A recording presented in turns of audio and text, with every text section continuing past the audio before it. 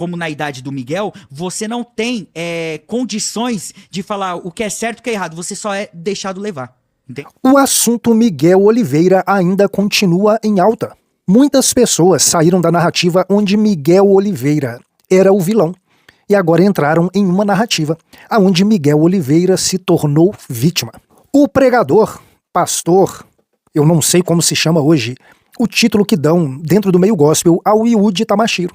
Ele teve no Flow Podcast, falou sobre Miguel Oliveira, falou coisas que você ainda não ouviu em nenhum lugar sobre isso. E eu vou estar trazendo isso para você agora. Antes eu quero pedir para você, se você ainda não é inscrito em nosso canal, que você se inscreva, ative o sininho, coloque para estar recebendo todas as nossas notificações e sem muita demora, vamos lá pro vídeo.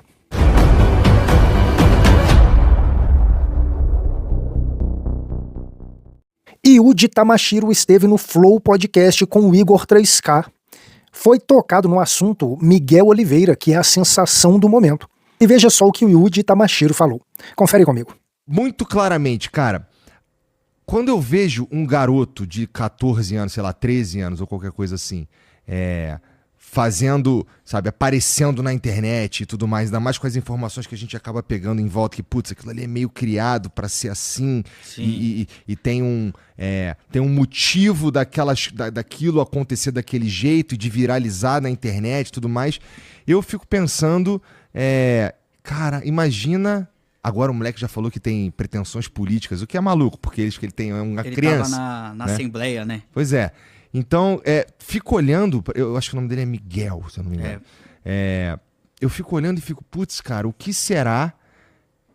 Imagina, eu tenho dificuldade, desculpa se você... Eu acredito que o Miguel acredita, mas eu tenho dificuldade de ver Deus ali, sabe qual é? Uhum. E isso sou eu julgando, né? Não tem outra palavra, não tem outra palavra. Mas aí, putz, eu fico pensando que aquilo ali pode, inclusive, ser nocivo. Uhum.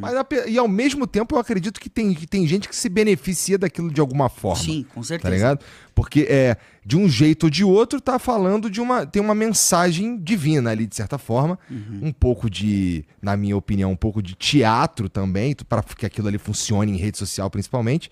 Mas eu realmente acredito que tem gente que se beneficia daquilo. Então, eu não sei se é de todo mal, apesar de, eu olho e, putz, eu condeno um pouco. Eu fico, pô, cara, the king of the power of the best, que não sei o que, e ticalacatá, que eu fico pensando, como é que é pra um cara que nem tu? Sim. Cara, é difícil. É difícil, cara. É difícil não por acreditar ser certo ou errado, mas um medo dele se machucar. Eu vejo um talento gigantesco na comunicação, na oratória e tal. Isso eu tô falando de comunicação, né? E eu vejo que ele foi preparado desde criança. Só que pregar e declarar palavras de vida sobre outras vidas não é sobre comunicação, não é sobre um talento, é sobre ser um canal divino, entende? E esse canal só tem efeito se é feito com verdade. Então, assim, um dos principais motivos de eu ter mais clareza do que eu tenho pra fazer daqui pra frente é eu não me prender mais na fama e no dinheiro, entende? E eu não tô falando que ele talvez tenha isso. Até porque ele é um menino ainda, né? E ele tá curtindo esse momento. Falem bem, falem mal, mas eu acredito no que eu tô vivendo e tal. Mas o que me preocupa são outras pessoas se beneficiando disso e conduzindo esse menino pra um lugar que lá pra frente talvez apareça outro Miguel e ele seja descartado. Entende? Então, assim, há uma dificuldade muito grande, mas também eu creio que Deus pode usar qualquer um. Qualquer um. Só que, vamos lá. Quando eu me converti, ô Igor, até o momento que eu vim aqui no Flow, as pessoas do secular, as pessoas que estavam no meio artístico junto comigo, ainda não acreditavam de fato numa transformação da minha vida. Mas o povo da igreja também não acreditava de fato numa transformação. Eu tava num lado, então eu não conseguia trabalho nem pro lado secular e nem pro lado gospel. entende? Mas, naquele momento, eu falei assim, pô, não me aceitam, não querem isso e tal. Foi uma dificuldade. Foi uma dificuldade até mesmo financeira, entende? De ser reconhecido, de abrir portas, de ter uma clareza real do que iria ser do meu futuro e tal. Mas hoje eu agradeço. Porque essa falta de reconhecimento fez com que eu mudasse e reconhecesse também que eu não estava pronto para isso. Não estava pronto para subir em grandes púlpitos, não estava pronto em sentar na mesa com outros pastores que para mim eram referências, não estava pronto para rodar o mundo pregando o evangelho, eu não estava pronto para diversas coisas, entende? Mas, no caso dele, do Miguel, eu orei já no secreto pela vida dele. E eu creio que vai ser um processo. É aquela frase clichê, o escolhido não tem escolha, mas ele passará por várias coisas. E não é novidade no meio gospel. Eu fui pesquisar, né? Fui pesquisar na história. Tanto, se você pegar o pastor Miguel, que é o menino, ele estava sendo ajudado pelo Eliseu Rodrigues, que é uma grande referência. E tanto que, quando eu me converti, eu escutava Silas Malafaia e Eliseu Rodrigues, entende? E o Eliseu estendeu a mão para ajudar esse menino, né? Ele falou, não, eu quero te ajudar, porque o Eliseu começou pequenininho. Se você ver vídeos no YouTube, tem o Eliseu pregando criancinha e tal. Mas naquela época não tinha as redes sociais, não tinha esse glamour que hoje é moda, você dizer que é evangélico e tal.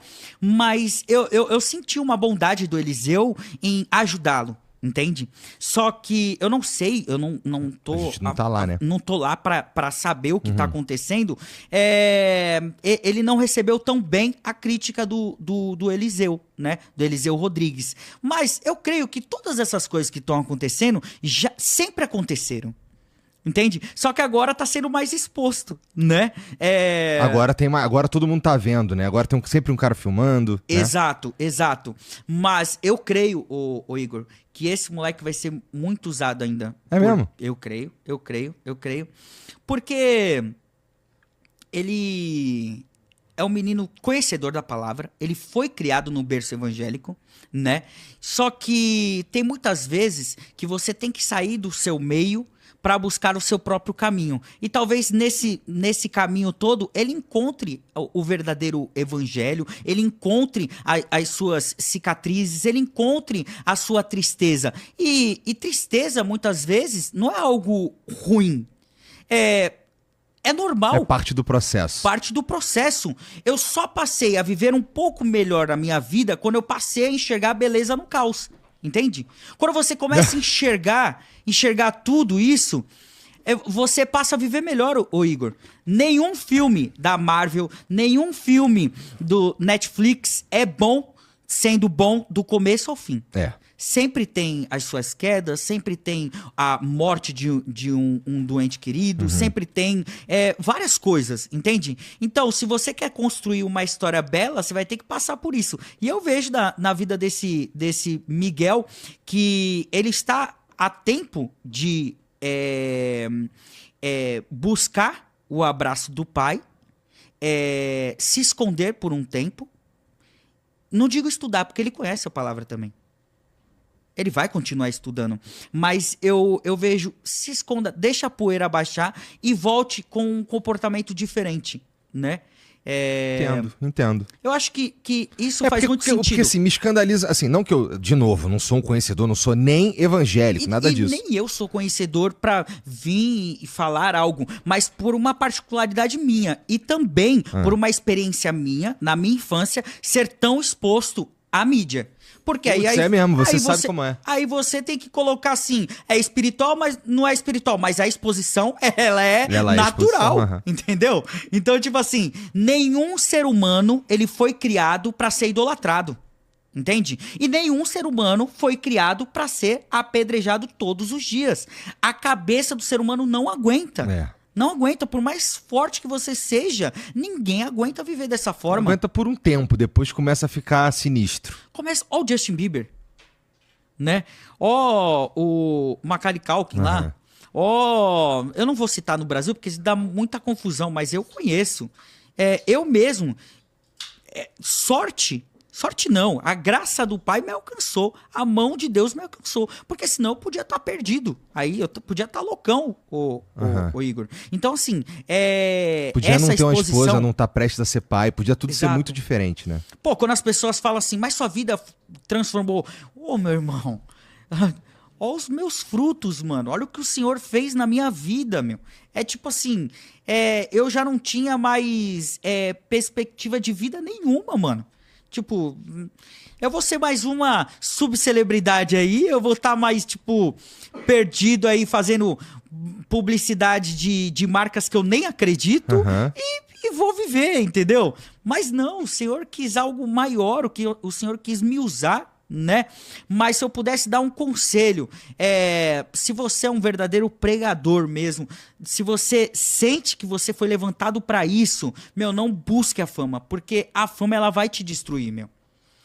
Tem um cara que é referência pra mim, e eu busco toda vez ter esse estilo de vida como ele tem também, que se chama Rodolfo Abrantes. Tá, que é o cara do Raimundos. Depois ele fez o Rodox. Isso, mas que teve uma transformação verdadeira. Se você entrar na televisão, no meio artístico, se você for rodar em todos os lugares, as pessoas reconhecem a autoridade que ele carrega de transformação, né? Do que eu era antes e agora o que eu me tornei em Cristo, entende?